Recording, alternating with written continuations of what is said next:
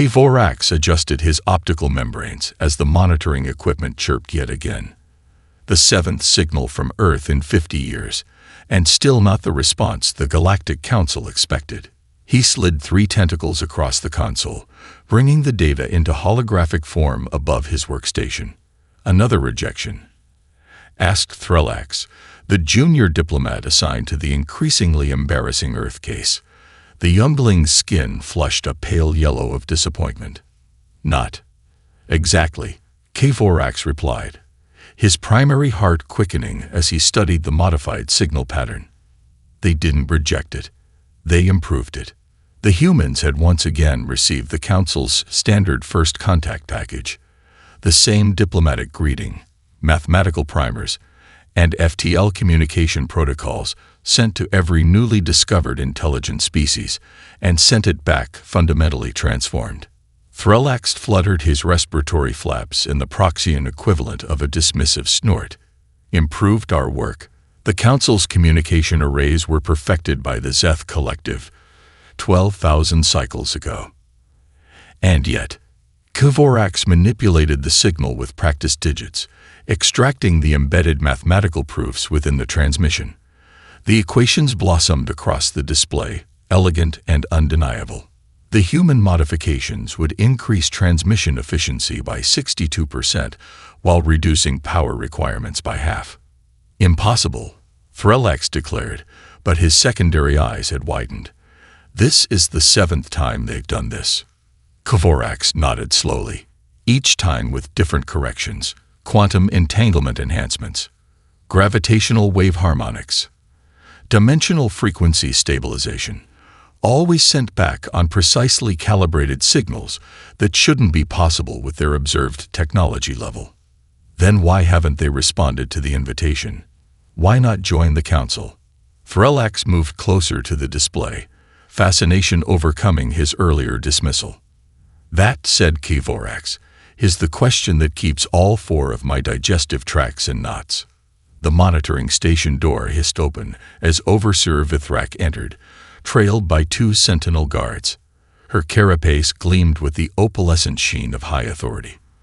The Council has reached its decision regarding Earth, she announced. The species will be classified as developmentally insular and removed from active contact protocols. Kvorax felt his secondary heart stutter. Overseer, with respect, this latest transmission contains. Your fixation on this backwater world has been noted in your performance evaluation, Specialist Kvorax. Vithrak interrupted, her feeding mandibles clicking in irritation. 50 cycles is more than generous. Resources will be reallocated to promising candidacies in the Cygnus arm. But the mathematical innovations alone could revolutionize our. The decision is final. The Overseer's compound eyes glittered coldly. Purge the Earth files from the system by next rotation. After they departed, Threllax glanced nervously at Kvorax. You can't seriously oppose a Council directive. Instead of answering, Kvorax extracted a personal data crystal from his uniform pocket, discreetly downloading the complete Earth file. What are you doing? Threllax whispered, his skin cycling through alarmed color patterns. Kvorax studied the crystal, where 50 years of increasingly sophisticated human responses now resided. The Council believes Earth is primitive or isolationist, but these transmissions, he closed his manipulator digits around the crystal. They're not ignoring us. Threllax. They're warning us. Warning? About what? Kvorax's outer membrane darkened with foreboding. I don't know, but the algorithmic corrections they've sent contain something else, a repeating pattern buried beneath the mathematics. I've been trying to decode it for years. And its coordinates. Deep space coordinates with a timestamp. Kvorax's voice dropped to nearly subsonic levels. Whatever humans are concerned about arrives in less than 5 years. Outside their viewpoint, the galactic arm turned slowly against the void, billions of stars spinning in celestial dance, while humanity's cryptic message waited within corrected equations that nobody in the Council was willing to examine. Nobody except a single, now disgraced specialist with a forbidden data crystal and a growing sense of dread. The Galactic Summit's opening ceremonies had reached their apex, with the Trilaxian anti-gravity dancers weaving impossible patterns around the centennial flame when the first alarm shattered the carefully orchestrated spectacle. Security Director Maz Rillan was halfway through his third ceremonial cup of fermented nectar when his neural implants screamed with proximity alerts. He choked, slamming the ornate chalice down on a nearby serving drone. "Status report," he demanded, activating his command interface as the summit's ambient music continued uninterrupted. No need to panic the 500 species representatives quite yet. His second-in-command, Krill, responded instantly through the neural link. "Unidentified vessel, Director." It just appeared. No hyperspace window, no gravitational distortion. Impossible. Maz Rillan gestured subtly to his security team positioned around the vast chamber. "Location. That's the problem, sir. It's inside the defensive perimeter, directly over the Grand Assembly." A murmur rippled through the gathered dignitaries as the main lighting array flickered. The centennial flame, which had burned continuously for 300 years, wavered and shifted from blue to deep violet. Weapons status. Maz Rillan was moving now, sliding through the crowd toward the command center concealed behind the ceremonial stage. "That's the other problem, sir. We can't lock onto it. Targeting systems register nothing there, despite visual confirmation." The director reached the hidden door just as every screen in the assembly hall flickered and died. A moment of darkness followed, then they reactivated simultaneously, now displaying the same image. An obsidian vessel unlike any in council records hovering directly above the council spire. Its surface rippled like liquid metal, absorbing rather than reflecting light. "Evacuation Protocol Alpha," Maz Rillan ordered as he burst into the command center. "Get the High Council members to the secure." He froze. On the main tactical display, the vessel's hull was changing.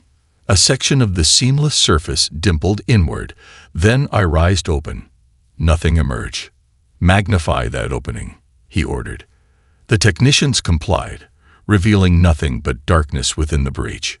Then something impossible happened.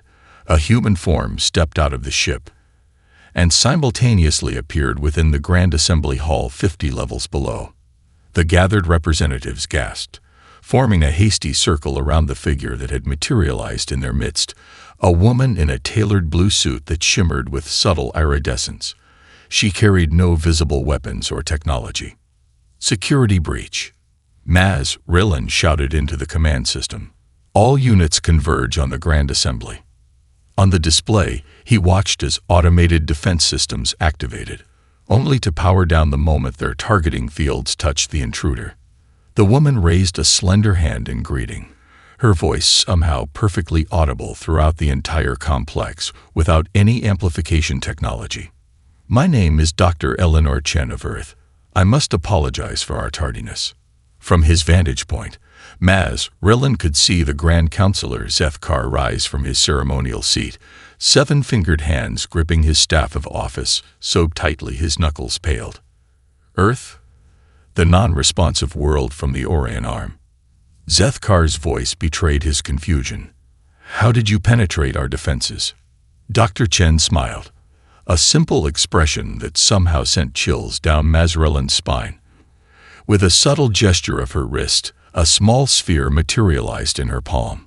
It expanded into a holographic display of the entire defense grid surrounding the Council homeworld, complete with annotated schematics showing vulnerabilities the Council's own engineers had never identified. "Your defensive screens operate on principles that are obsolete," she explained with diplomatic gentleness. "We didn't bypass them. We moved through a dimensional fold they weren't designed to detect." Maz Rillan's blood ran cold as he stared at the tactical display. The ship hadn't broken through their defenses. It had simply existed in a layer of reality their sensors couldn't register until it chose to be seen. "We had some fundamental corrections to make," Dr. Chen continued, addressing the stunned assembly, "before we could arrive safely. And more importantly, before we could warn you about what's coming." The emergency council session convened in the secure deliberation chamber, a room supposedly impervious to all known forms of surveillance. Dr. Eleanor Chen glanced at the ornate scanner arch as she passed through it, a slight smile playing at the corner of her lips. "Your security is quite thorough," she commented to her escort, the stern-faced protocol minister Jack Speen. 15 different scanning technologies. Almost impressive. Jack Speen's face tentacles twitched with barely contained indignation. "The chamber has protected Council secrets for 7 millennia, Earth representative." "Has it?" Eleanor asked mildly as the massive doors sealed behind them. Inside, the full Galactic Council awaited. 73 representatives of the most powerful species in the known galaxy, arranged in tiered seating that rose like an amphitheater around a central speaking platform. The chamber hummed with tense whispers and occasional bursts of agitated bioluminescence from the aquatic delegates. Grand Councilor Zethkar raised his ceremonial staff, and silence fell. "Earth Representative Chen, you stand before the assembled Galactic Council unauthorized and uninvited. Your method of arrival constitutes a Class 1 security violation. Explain yourself before we determine appropriate sanctions." Eleanor stepped onto the platform without hesitation. The surface beneath her feet illuminated, scanning her biological signature and displaying her species classification above her head. "Human. Classification pending." "I'll begin with the truth you've been denying for decades," she said, her voice calm but carrying to every corner of the room. "Your FTL technology is fundamentally flawed." Outraged murmurs erupted, but Eleanor continued undeterred. She removed a small device from her pocket, no larger than a coin, and placed it on the platform. The 3-dimensional projection blossomed outward, filling the chamber with a stunningly detailed map of multiple star systems. "New Eden," she said, indicating the first system. "Established 30 Earth years ago. Population 2 million. The projection shifted. Horizon, 26 years. Population 1.5 million. Another shift. Prometheus, 22 years. Population 800,000. She continued, naming 14 more colonies across 3 star systems, each with detailed population statistics, industrial output assessments, and technological development indices, all far exceeding what the Council believed possible for a newly spacefaring species. "Impossible," declared Science Minister Vrolik, his crystalline form refracting light in patterns indicating extreme agitation. "No species develops interstellar capabilities this quickly. Your evidence is fabricated." Eleanor sighed, then reached into her suit jacket, extracting what appeared to be an ordinary stylus. "May I approach the Science Minister?" After a reluctant nod from Zethkar, she walked up the steps to Vrolik's position. Without warning, she pressed the stylus against the data terminal built into his station. The crystalline minister recoiled, but too late. Every screen in the chamber suddenly displayed the same equation. The infamous Karvik temporal paradox, considered unsolvable by the greatest minds in galactic history. Eleanor's fingers moved across the minister's terminal with blinding speed, annotations appearing alongside the equation, restructuring it entirely. Within moments, the solution revealed itself. Elegant, undeniable, and utterly revolutionary. "This is the mathematical foundation of our fold drive," she explained as Vrolik stared in shocked silence.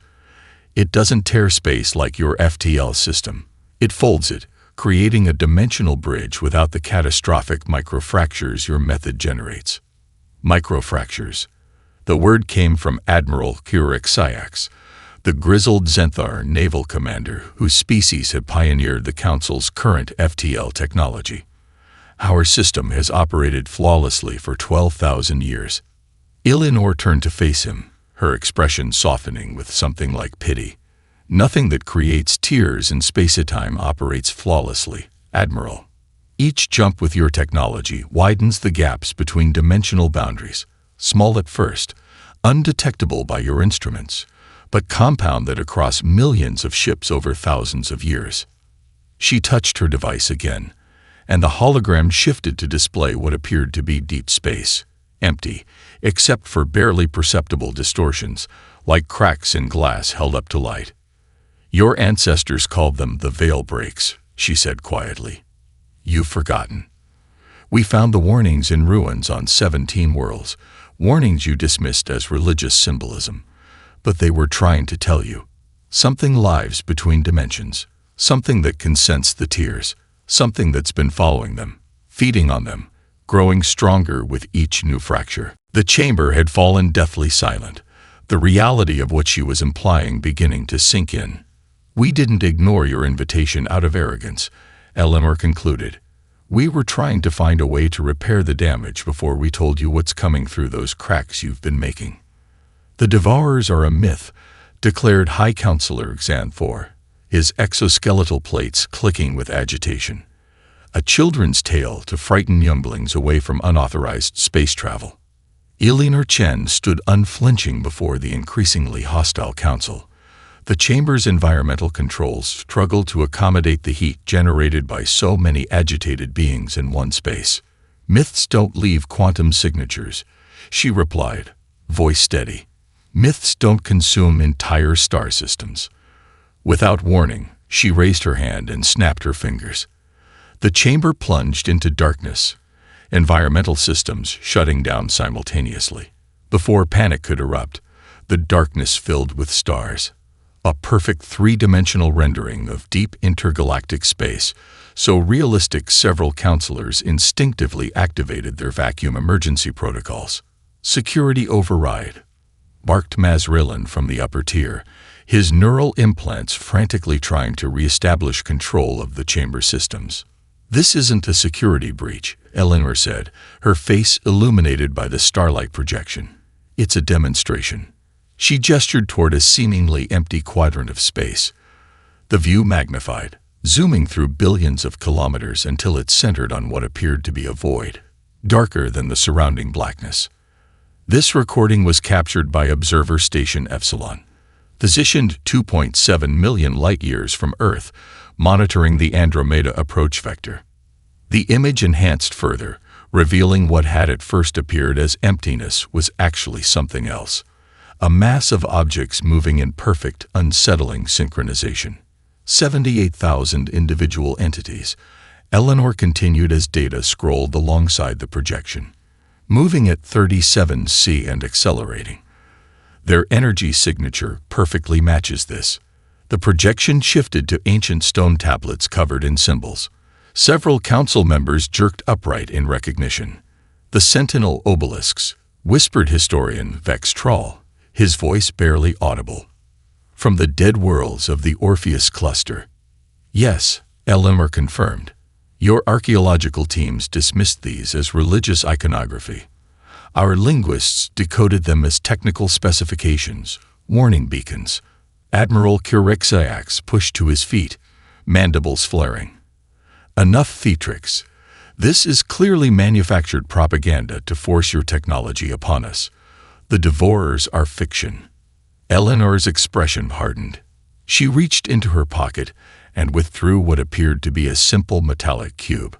"This contains coordinates for our deep space monitoring station. I can transport the entire Leadership Council there now to witness the approach firsthand."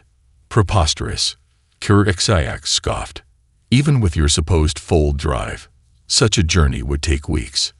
"We can be there and back before your next scheduled break," Eleanor replied.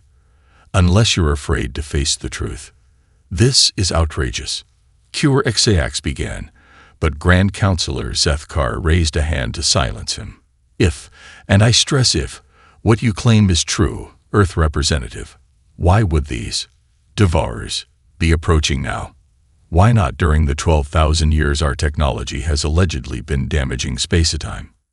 Eleanor's expression softened with something like compassion. "Because you reached critical threshold 19 years ago. The Galactic Express Project." A collective intake of breath rippled through the chamber. The Express had been the Council's most ambitious undertaking, connecting the entire galactic arm with high-speed FTL corridors. 26 billion simultaneous jumps during the synchronization sequence, Eleanor continued. The dimensional tear expanded exponentially. We detected it from Earth, still technically a pre-spaceflight civilization. That's when we found the ancient warnings. That's when we began preparing. She stepped forward, her voice dropping. The Devourers don't just consume matter, Counselor. They consume possibility. Reality itself. They enter through the tears, devour everything, then move to the next breach. Your technology has been sending them invitations for millennia. 19 years ago, you sent them a formal dinner reservation. Eleanor gestured again, and the projection shifted to show something that sent several council members falling back in horror. A recording of a devourer ship consuming the small moon. The object didn't break apart or explode. It simply unraveled, as if reality itself was being undone at the subatomic level. They'll be here in less than 11 months, Eleanor finished quietly. And your defenses will be less than useless against them. The Grand Council chambers had never witnessed such chaos. 3 weeks after Dr. Chen's revelation, the once unified governing body had fractured into hostile factions. Delegates shouted across the tiered seating while emergency security forces struggled to maintain order. The Unity Bloc recognizes Ambassador Thrix of the Trilaxian Federation, announced the automated moderator system, its neutral voice somehow cutting through the din. The slender, multi-limbed Trilaxian rose from his seat, his exoskeleton gleaming under the chamber lights. My species has verified the human data independently, he stated, quieting the room momentarily. Our deep space arrays confirm anomalous objects approaching from intergalactic space. The energy signatures match those described in our oldest historical archives, records predating our council membership. Convenient timing for this discovery, hissed Supreme Commander Vextar, leader of the ancient Vex hierarchy and the most vocal opponent of human integration, just as the mysterious humans arrive with their miraculous technology. Kvorax, recently reinstated after his contraband Earth data became suddenly valuable, leaned toward his superior, whispering urgently, Commander, our own specialists have verified. Silence. Vextar snapped, then raised his voice to address the chamber. The Sovereignty Coalition will not surrender our technological autonomy based on fear-mongering. These humans arrive unannounced, infiltrate our most secure facility, and immediately demand we abandon technologies that have served us for millennia. From her position at the diplomatic liaison station, Eleanor Chen watched the proceedings with outward calm. Only her security chief, Major Diane Harper, noticed her fingers tapping a precise pattern on her bracelet, a neural interface transmitting her genuine frustration back to Earth Command. They're going to debate themselves into extinction, Harper muttered, her military posture unwavering despite 3 weeks of continuous guard duty. They've never faced extinction before, Eleanor replied softly. Fear makes reasonable beings irrational. The chamber's massive doors slid open suddenly, admitting a group of Vex honor guards escorting what appeared to be prisoners, 3 humans in Science Division uniforms, visibly injured. What is the meaning of this interruption? Demanded Acting Council Chair Zethkar. Commander Vextar rose dramatically. Evidence, chair being. These humans were apprehended attempting to access the ancestral archives on Vex Prime, our most sacred historical repository. Gasps echoed through the chamber. Eleanor stepped forward, her expression hardening. Those are Earth scientists granted formal research access by your own Cultural Exchange Ministry. A convenient cover, Vextar countered. Our security forces discovered them downloading restricted military historical records, specifically tactical data regarding our species' previous encounter with entities matching these supposed devourers. The chamber erupted again as Eleanor's bracelet emitted a subtle warning pulse. Major Harper's hand moved to her sidearm as 4 Vex assassins detached from the delegation, their chameleonic skin shifting to match the chamber walls. Eleanor locked eyes with Harper, the slightest shake of her head staying the Major's hand. Instead, Eleanor touched another control on her bracelet. The would-be assassins were 3 meters from Eleanor when they suddenly collapsed, their specialized respiratory systems failing simultaneously. The council guards rushed forward in confusion as the Vex delegation erupted in outrage. "Defensive countermeasures only," Eleanor announced calmly into the chaos.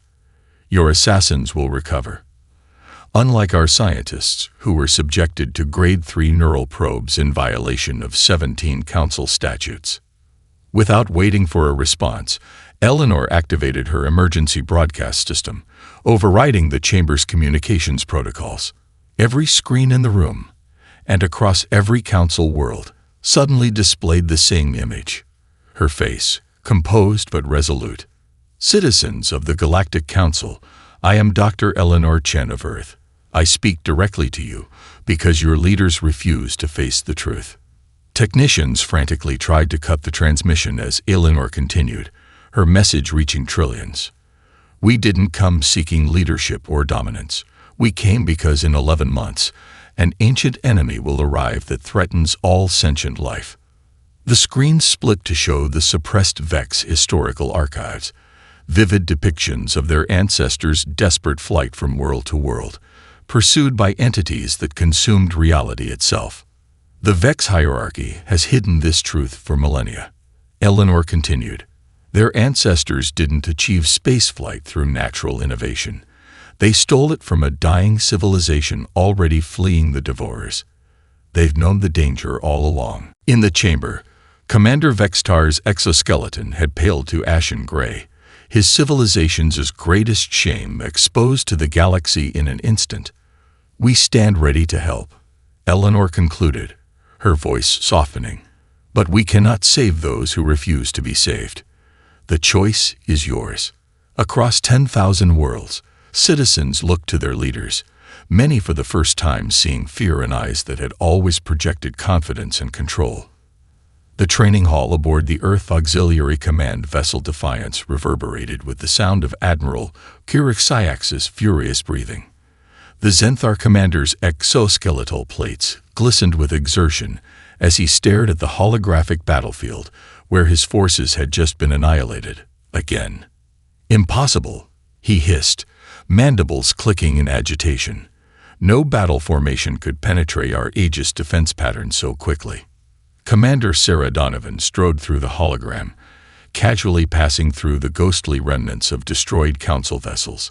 At 53, with silver-streaked black hair and a network of fine scars on her left cheek, she carried herself with the quiet confidence of someone who had spent decades preparing for this moment.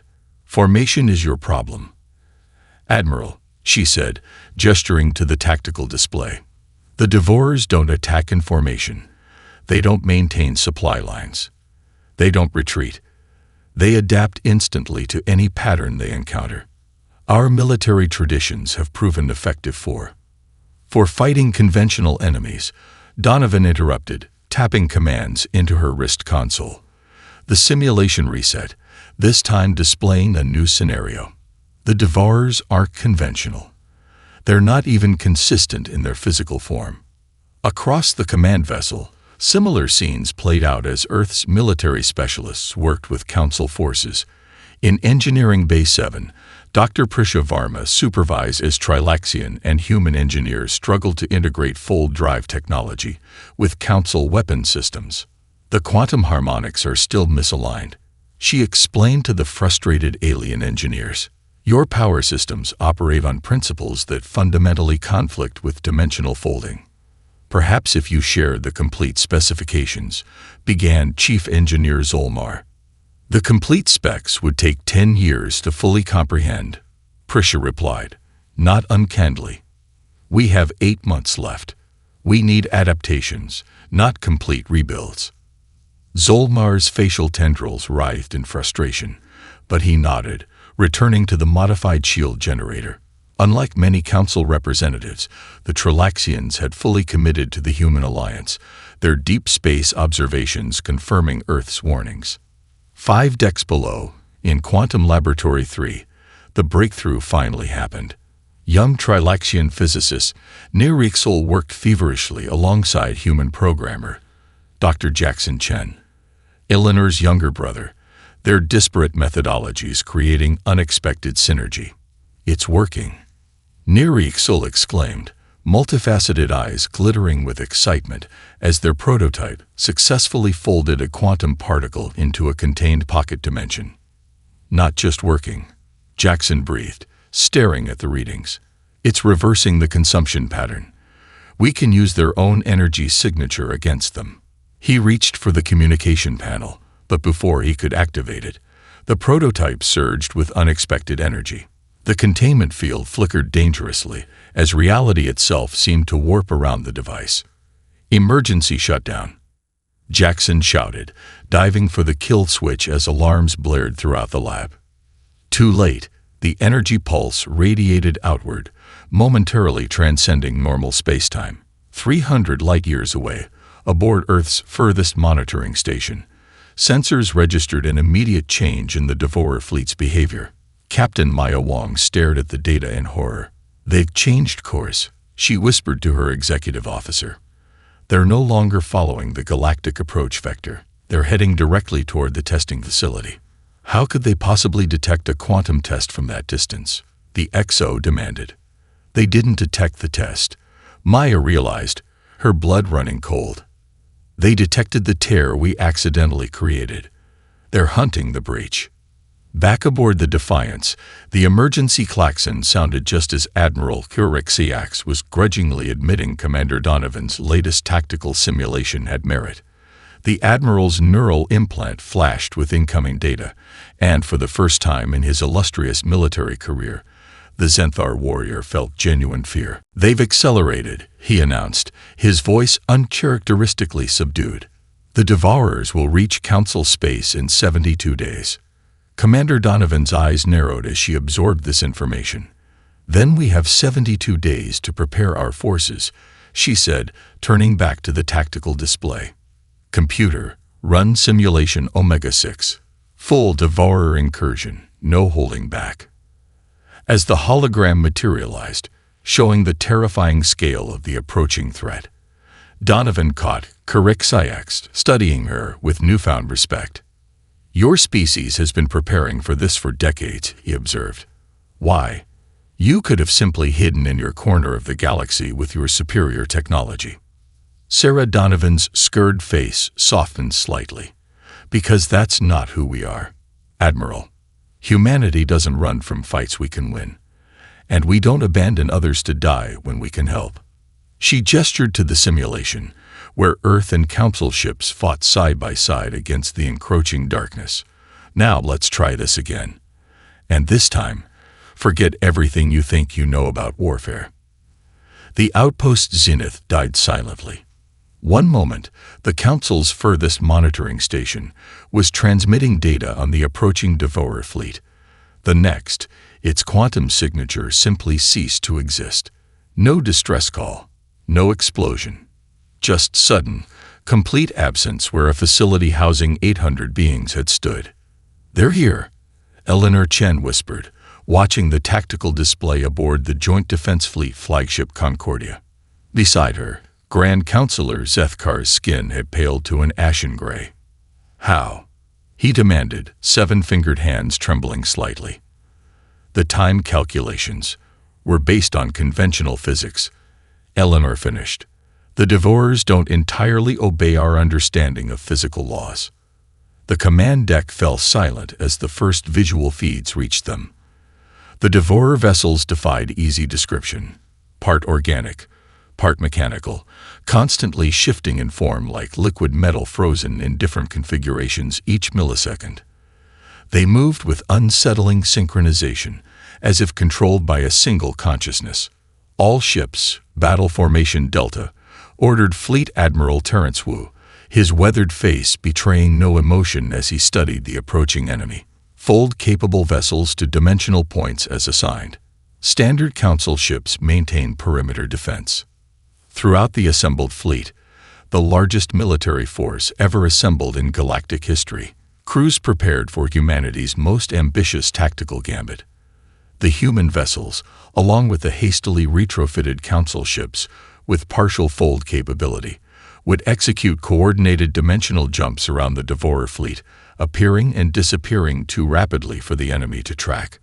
Aboard the strike cruiser Artemis, Captain Sofia Rodriguez watched her crew make final preparations. "Fold drive at maximum capacity," reported her executive officer. "Quantum targeting locked on designated coordinates." Sophia nodded, touching the small hologram of her wife and daughter tucked beside her command station before addressing the crew. "Remember your training.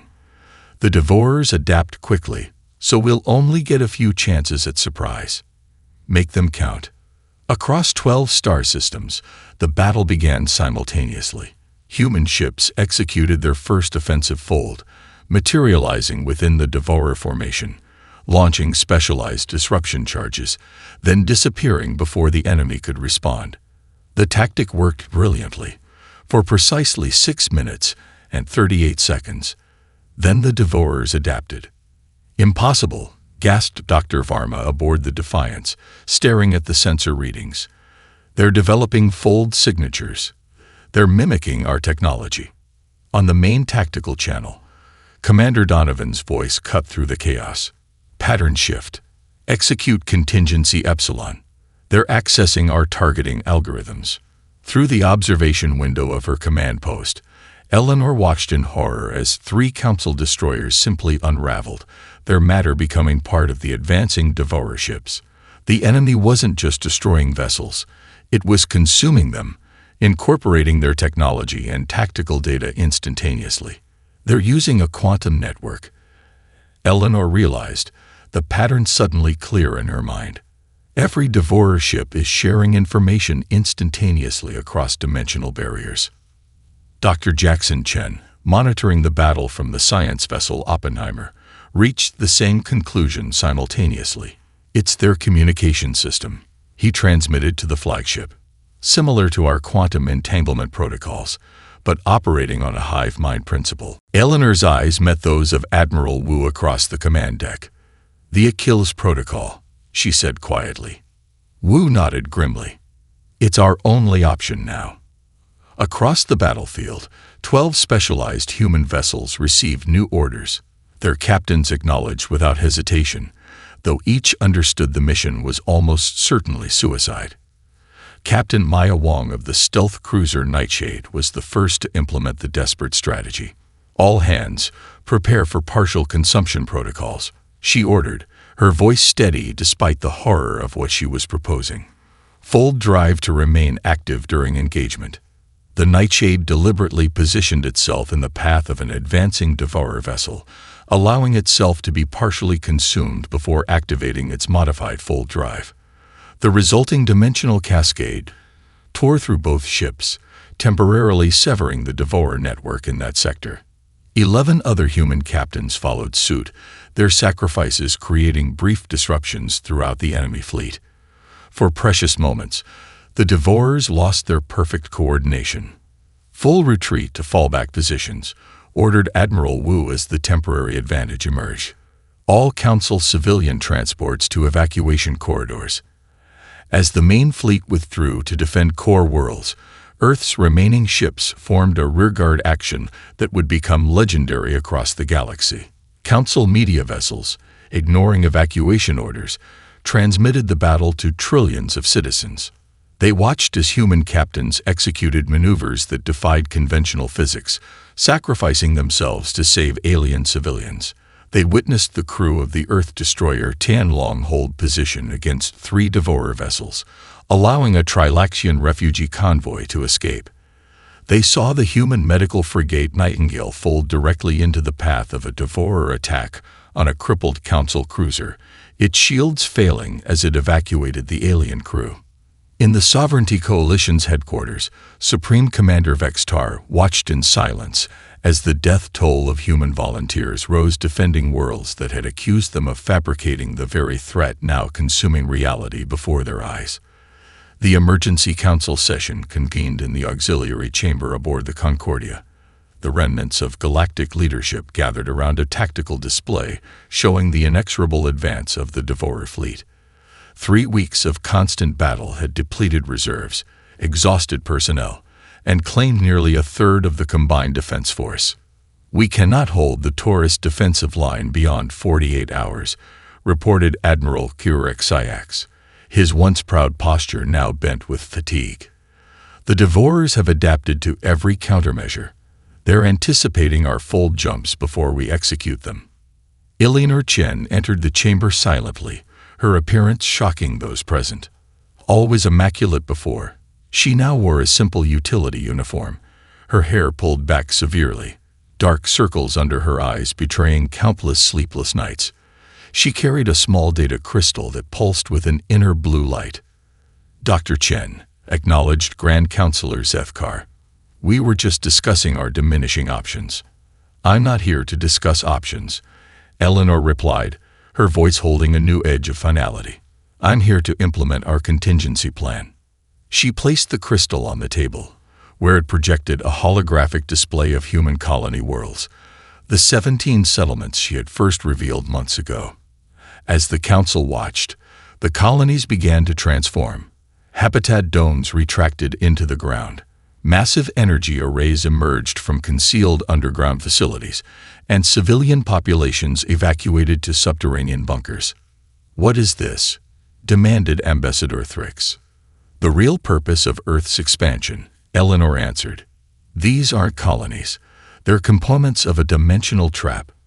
Gasps echoed through the chamber as the implications became clear. Hovorax leaned forward, his scientific mind quickly grasping the concept. "The colonial positions, they form a geometric pattern across three-dimensional space. A 17-point dimensional fold lattice," Eleanor confirmed. "Precisely positioned according to mathematical principles derived from the ancient warnings. When activated simultaneously, they'll create a concentrated fold effect powerful enough to invert space around the Devourer fleet." "You've been planning this since before you contacted us," realized Zethkar, his voice a mixture of awe and accusation. Eleanor met his gaze unwaveringly. "We found the warnings 30 years ago, in ruins your archaeologists dismissed as meaningless. We recognized what was coming and began preparations immediately." "Why maintain the charade?" asked Admiral Kurexayax. "Why not simply tell us your true purpose?" "Would you have believed us?" Eleanor countered. "Would you have accepted help from an upstart species claiming your 12,000-year-old civilization was facing extinction from a mythical enemy?" The silence that followed was answer enough. "The trap requires the Devourers to be in precise positions," Eleanor continued. "Our remaining fleet will need to herd them into the activation zone." "More sacrifices," murmured Ambassador Thrix, his voice heavy with the knowledge of what that would cost. "To save trillions," Eleanor replied simply. "The coordinates are being transmitted to all Allied vessels now. Admiral Wu will coordinate the final maneuver." As the council members dispersed to prepare their forces, K4Ax remained behind, studying Eleanor with new understanding. "The signal modifications Earth sent all those years ago," he said quietly. "They weren't just corrections to our technology." Eleanor smiled faintly. "They were preparations. Each response contained fragments of the warning and instructions for dimensional stabilization technology that might have protected you from what was coming." "We weren't ready to listen," K4Ax acknowledged. "Few civilizations are, when faced with evidence that everything they believe is fundamentally flawed." 12 hours later, the combined remnants of the Earth Council fleet executed humanity's final gambit. In a maneuver that would be studied in military academies for millennia to come, the Allied vessels drew the Devourer armada into the precisely calculated dimensional trap zone. Eleanor stood on the command deck of the Concordia, a direct quantum link connecting her to all 17 colony installations. When the tactical display confirmed optimal positioning, she gave a single command: execute. Across 3 star systems, the disguised battle stations activated simultaneously. Space itself seemed to shudder as 17 precisely calibrated fold generators created a dimensional inversion around the Devourer fleet. Reality folded inward, drawing the enemy armada into the very pocket dimension their feeding had created. For a moment, the fabric of space-time visible from the flagship viewports appeared to wrinkle like fabric, then snapped back into apparent normalcy, with the Devourer fleet simply gone. In the stunned silence that followed, Eleanor collapsed into her chair, the weight of 3 decades of preparation finally lifting from her shoulders. "Did we succeed?"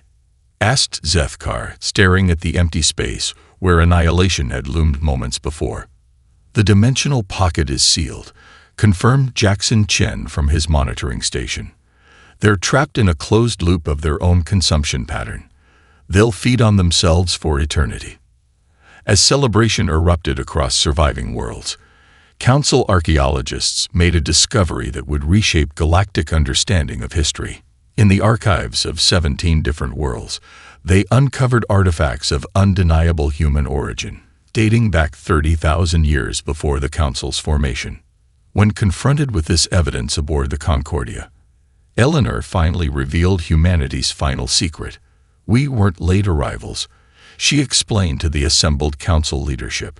"We were early pioneers who retreated to Earth after our first encounter with the Devourers millennia ago." She activated a personal holographic projector, displaying ancient star charts created by human ancestors. "Our civilization once spanned hundreds of worlds across this galaxy. We faced the Devourers and nearly perished. The survivors returned to Earth, buried the technology that had attracted the enemy, and waited, preserving only the knowledge needed to recognize the threat when it inevitably returned." Across the reconstructed Council chambers on a dozen worlds, the new interstellar alliance took shape. At its center stood Earth, not as conquerors or saviors, but as guardians with ancient knowledge of dangers lurking between the stars. In her private quarters, Eleanor received the final data package from Earth's Deep Space Observatory network.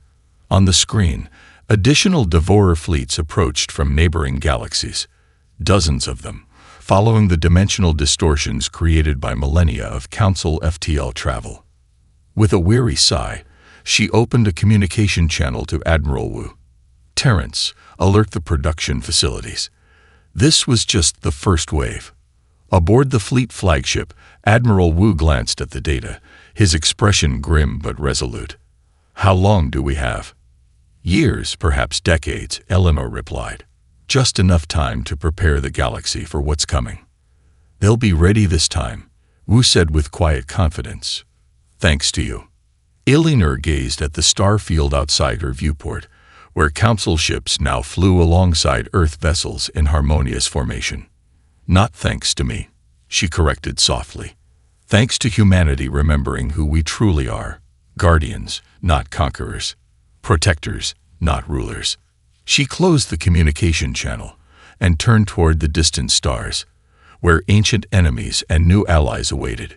"We weren't late to the galaxy. We were precisely on time."